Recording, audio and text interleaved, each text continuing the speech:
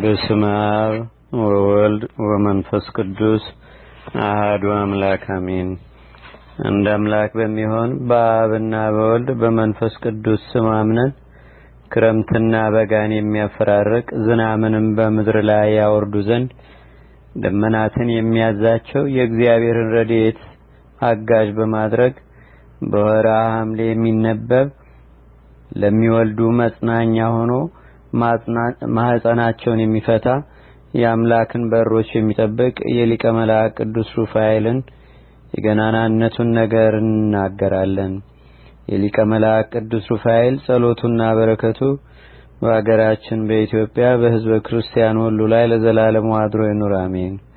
ከዚህ በኋላም በሜዶናይት የራጌስ አውራጃ ከሚኖር ከራጉኤል ቤት ወጥተው ጦቢያ ከራጉኤል ልጅ ከሚስቱ ሳራ ጋራ በእነርሱም ዘንድ ከቀድሞ ጀምሮ አዛሪያ እንደሆነ የታወቀ ቅዱስ ሩፋኤል ሁለቱም በበቅሎና በፈረሰኞች በብዙ የወንድና የሴት አገልጋዮችም ታጅበው አስቀድመን በወርኃ ሰኔ እንደነገርናችሁ የሳራ አባት ራጉኤል እስከ ግማሽ ሀብቱ ድረስ የሰጣቸውን ብርና ወርቅ ከብቶችንም ይዘው ጉዞ ጀመሩ።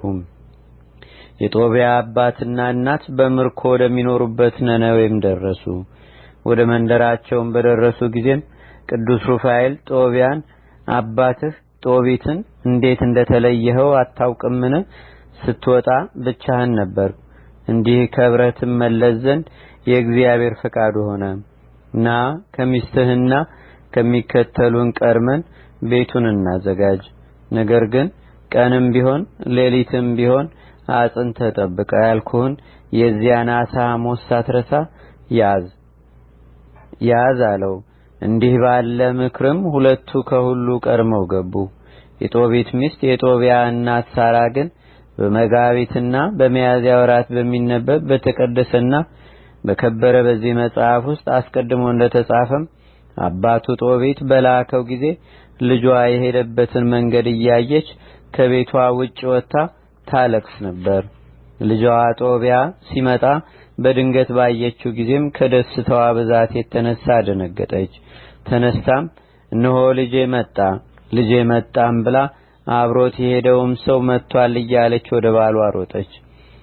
በነ ጦቢት ዘንድ አዛሪያ እንደሆነ እንዲህ ተብሎ የሚታወቅ ቅዱስ ሩፋኤልም ወጣት ጦቢያን የአባትህ ጦቢት ዓይኖች እንዲድኑ እኔ ያውቃለሁ፣ አንተ ብቻ ይህን የዓሣ ሐሞት ዓይኖቹን ኩለህ ቀባው። በተኳለም ጊዜ ዓይኑን ያሻል፣ ዓይኖቹን የጋረደው ጢስ ከዓይኑ ይወገዳል፣ ማየትም ይቻለዋል አለው። ሐናም ሮጣ የጦቢያን አንገት አቅፋ አንተን ልጄን አግኝቻለሁና እንግዲህስ ልሙት አለች። ሁለቱም እናትና ልጅ ተቃቅፈው ተላቀሱ። አባቱ ጦቢትም ወደ ደጅ ሲወጣ ልጅ ጦቢያ ሮጦ አባቱን ደገፈው። አባቴ በአምላካችን እግዚአብሔር ኃይል ትድን ዘንድ እመን ብሎ የአባቱን ዓይኖች ያን የዓሣ ሐሞት ቀባው። በኳለውም ጊዜ አባቱ ጦቢት ዓይኖቹን አሸ። ያ እንደ ጢስ ያጋረደውም ከዓይኖቹ ቅንድብ ረገፈ። ልጁ ጦቢያን አየው፣ አንገቱንም አቅፎ አለቀሰ። አቤቱ አንተ የአባቶቻችን የአብርሃምና የይስሐቅ የያዕቆብም አምላክ ምስጉን ነህ። ስምህም ለዘላለም የተመሰገነ ይሁን። አገልጋዮችህም መላእክት የተመሰገኑ ናቸው። አንተ አምላኬ ለዓይኖቼ ብርሃንን ስለሰጠኸኝ እነሆ ልጄ ጦቢያን አየሁት እያለም አምላኩ እግዚአብሔርን አመሰገነ። ከዚህ በኋላ ልጁ ጦቢያ ከአባቱና ከእናቱ ጋር ተደስቶ ወደ ቤት ገባ። በልዑል እግዚአብሔርም ፈቃድ የሳራ አባት ራጉኤል ዘንድ በሜዶን ያገኘነውን ክብርና ተድላ ደስታም ነገራቸው። ጦቢትም ይህንን በሰማ ጊዜ እጅግ ተደስቶ ሙሽራይቱን ሳራንና ሚዜዎቿን የተከተሏትንም የወንድና የሴት አገልጋዮች ይቀበል ዘንድ ወጣ። ልጁ ጦቢያንም እግዚአብሔር እንደምን እንደባረከው ባየ ጊዜም ዳግመኛ እግዚአብሔርን በነነዌ መግቢያ ላይ አመሰገነ። አስቀድሞ ማየት እንደተሳነው ዛሬ ግን ቀጥ ብሎም ሲሄድ ያዩት የነነዌ ሰዎችም እንዴት እየተባባሉ ጦቢት ግን በፊታቸው እግዚአብሔርን አመሰገነ። የጦቢያ አባት ይህ ጦቢትም ሙሽራዋ ሳራን የተመረጥሽ ልጄ ሆይ በሰላምና በጤና አደርሽን? ወደኛ ያመጣሽ እግዚአብሔር ይመስገን፣ የከበሩ አባትና እናትሽንም ይባርክ እያለ መረቃት። በነነዌ በሚኖሩ ወንድሞቹ ዘንድም ታላቅ ደስታ ተደረገ። አኪያኪሮስና የወንድሙ ልጅ ባናስ መጥተውም ይህን ክብርና ደስታ ያሳያቸው እግዚአብሔርን እያመሰገኑ 7 ቀናት በደስታ ቆዩ። ከዚህ በኋላም ጦቢት ልጁን ጦቢያን ጠርቶ ልጄ ካንተ ጋር የሄደ የዚህን ሰው ዋጋ ክፈለው፣ ዳግመኛም ልትጨምርለት ይገባዋል አለው። ጦቢያም አባቴ ሆይ ያመጣሁት ገንዘቤን እኩሌታ ቢወስድም ቅር አይለኝም፣ ወደ አንተ በሰላም አምጥቶኛልና ሚስቴ ሳራንም ፈውሷታል። ከወዳጅህ ገባኤል ዘንድ ሂዶ ገንዘቡንም ያመጣ እነሆ አንተንም እኮ የፈወሰ እርሱ ነው። አባቱ ጦቢትም እውነት ነው አለ። ጦቢያም አዛሪያ የተሰኘ ቅዱስ ሩፋኤልን ጠርቶ ካንተ ጋር ያመጣሁትን የንብረቴን እኩሌታ ውሰድ፣ የድካምህንም ዋጋ ይዘህ በሰላም ወደ አገር ሂድ አለው። ያን ጊዜም በእነርሱ ዘንድ አዛሪያ የተሰኘ ቅዱስ ሩፋኤል አባትና ልጅ ጦቢትና ጦቢያን ሰው ወደ ሌለበት ስፍራ ወስዶ እግዚአብሔርን አመሰገኑት። ለእግዚአብሔርን አመስግኑት፣ ለእርሱም ተገዙለት፣ በፍጡራን ሁሉ ፊት እመኑበት። መልካም ነገርን ስላደረገላችሁም እግዚአብሔርን ከፍ ከፍ አድርጉ አላቸው። ለስሙም ተቀኙለት። ስራውንም በክብር ከፍ ከፍ አድርጋችሁ መስክሩ እንጂ በየጊዜው ሁሉ እርሱን ከማመስገን ችላ አትበሉ። የመንግስትን ምስጢር መሸሸግ መልካም አይደለምና የእግዚአብሔርን ሥራ በክብር ሊገልጹት ይገባል። እንግዲህስ ጥፋት አታገኛችሁም። ከሰላምና ከምጽዋት ጋር ጸሎት በጎ እንደሆነ ታስተውሉ ዘንድ ነግራችኋለሁ። በአመፃ ከሚገኝ ብዙ ብልጽግና በጽድቅ የሚገኝ ጥቂት ነገር ይሻላል። ምጽዋት ከሞት ታድናለች፣ ከኃጢአትም ሁሉ ታነጻለችና ወርቅን ከማከማቸት ምጽዋት ይሻላል።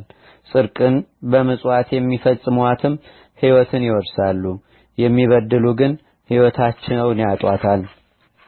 የተሰወረ ምስጢረ መንግስት ሊገለጥ ግድ ነውና ከእናንተ ምን አልሸሽጋችሁም። እንኪያስ አንተ ጦቢያ የእግዚአብሔርን ሥራ ነግርህ ዘንድ አስተውል። አንተና ሙሽራይቱ ሚስትህ ሳራ በጸለያችሁ ጊዜ ወደ ቅዱሰ ቅዱሳን እግዚአብሔር ዘንድ ልመናችሁን አደረሱ።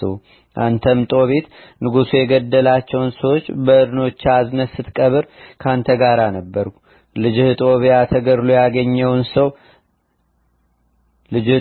ተገድሎም ያገኘውን ሰው ትቀብር ዘንድም ችላ ሳትል ምግብህን ትተህ በተነሳ ጊዜ አይህ ነበር። መልካም ስራንም ችላ አላልክምና ካንተ አልተለየውም። አሁንስ አላወቃችሁኝምን አላቸው። እኔ በጌቶች ጌታ በአማልክት አምላክ በታላቁ ቅዱስ እግዚአብሔር የጌትነቱ መንበር ፊት የቅዱሳንን ጸሎት አሳርገው ከሚያቀርቡ ሊቃነ መላእክት አንዱ ሩፋኤል ነኝ አላቸው። እሊህ ሁለቱ አባትና ልጅም ጦቢትና ጦቢያ ከሊቀ መላእክት ቅዱስ ሩፋኤል አንደበት ይህን በሰሙ ጊዜ አሁን ያዩት እንደ ቀድሞ አይደለም። በእጁ የብርሃን በትረ መስቀሉንና ነበልባላዊ የእሳት ሰይፍን ይዞ በራሱም የመስቀል ምልክት ያለበት ዘውድ ደፍቶ በግርማ ሞገስ ተገልጾላቸዋልና ደንግጠው በግንባራቸው ተደፉ። ሊቀ መላእክት ቅዱስ ሩፋኤል ግን አይዟችሁ፣ አትፍሩ፣ አትደንግጡም ብሎ ከወደቁበት አነሳቸው። በርህራሄ ቃልም አጽናናቸው፣ ሕገ እግዚአብሔርንም አስተማራቸው። ታምራትን የሚያደርግ የአማልክት አምላክን ደጃፍም የሚጠብቅ ማህፀንን የሚፈታ የሊቀ መላእክት ቅዱስ ሩፋኤል ጸሎቱና በረከቱ በአገራችን በኢትዮጵያ በሕዝበ ክርስቲያኑ ሁሉ ላይ ለዘላለሙ አድሮ ይኑር፣ አሜን። ጸሎቱና በረከቱ በአገራችን በኢትዮጵያ በሕዝበ ክርስቲያኑ ሁሉ ላይ ለዘላለሙ አድሮ ይኑርና በእግዚአብሔር የሚታመኑ ወላጆችን ማህፀንንም የሚፈታ ሊቀ መላእክት ቅዱስ ሩፋኤል በአንዲት መበለት ላይ ያደረገው ተአምር ነው። ከዚህ ዓለም ንብረት ምንም የሌላት ነገር ግን በምግባረ ሰናይ የታወቀች አንዲት መበለት በአንዲት ሀገር ነበረች። ቤቷም ከሊቀ መላእክት ቅዱስ ሩፋኤል ቤተክርስቲያን አጠገብ ነበር። ረሃብ በሆነ ጊዜም ይህች መበለት ለሞት ደረሰች። ወደ ቤተክርስቲያንም ሄዳ በቅዱስ ሩፋኤል ስዕል ፊት ቆመች። አቤቱ ችግሬን ተመልክተህ በእኔ ላይ ቸርነት ይገለጽ ዘንድ እኔ ባሪያህን ወደ እግዚአብሔር አምላክ አማልደኝ እያለች ለመነች። በዚያች ሌሊትም ይህች መበለት ተኝታ ሳለ ሊቀ መላእክት ቅዱስ ሩፋኤል በራእይ ተገልጾ ከእንቅልፏ አነቃት። አንቺ ሴት እግዚአብሔር የሰጠሽን በጋንሽ ውስጥ ትመለከቺ ዘንድ ተነሽ አላት። እንዲህም ብሎ 3 ጊዜ መላልሶ ተናገራት። ይህች መበለትም ያን ጊዜ ተነሳ ቅዱስ ሩፋኤል እንደነገራት ጋኗን አየች። እህሉም ሞልቶ አገኘች። ታላቅ ደስታንም አደረገች። በሊቀ መላእክት ቅዱስ ሩፋኤል አማላጅነትም ስለተደረገላት ነገር በመልአኩ ቅዱስ ሩፋኤል አማላጅነት ስላደረገልኝ ሁሉ ለእግዚአብሔር ምን ከፍለዋለሁ ስትል እግዚአብሔርን ፈጽማ አመሰገነች። የሊቀ መላእክት ቅዱስ ሩፋኤል ጸሎቱና በረከቱ አማላጅነቱም በአገራችን በኢትዮጵያ በሕዝበ ክርስቲያኑ ሁሉ ላይ ለዘላለሙ አድሮ ይኑር አሜን። ሰላም ለሂሩትከ ሞጣይተ ምሕረት ዘተአስፈ ለረዲዮ ተሰብ ኩሎሙ ጊዜ ተጽናሶሙ ዘልፈ ሩፋኤል ስዩም በዘትመር አይላፈ አይሯነ በአክናፊከ ምግበሲኦት ጸርፈ ከመንርከ በትብስት ዘዶም ምዕራፈ አቡነ ዘበሰማያት